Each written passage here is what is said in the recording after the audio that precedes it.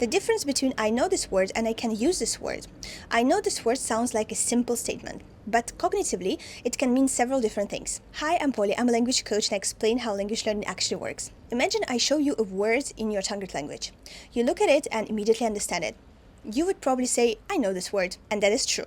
But now imagine I hide the word and ask you to explain an idea where that exact word would be useful. Can you produce it? Immediately, in the correct form, while speaking? This is a different test. Language researchers often distinguish between receptive and productive knowledge. Receptive knowledge helps you understand language when you encounter it.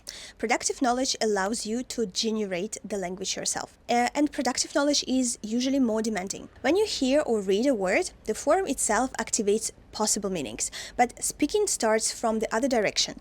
You have the concept first, then you need to select a lexical item among competing alternatives. Retrieve its form, pronounce it, combine it with grammar, and do all of that quickly enough to keep the conversation moving. That is why passive vocabulary is usually larger than active vocabulary.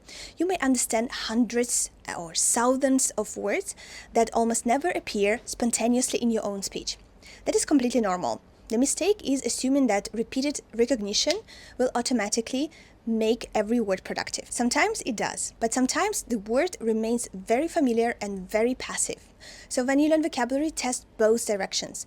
Can I understand this word when I see it? And can I produce it when I only have the meaning? Here's a simple experiment. Choose 5 words you are certain you know. Close everything. Now tell 1-minute story using all 5.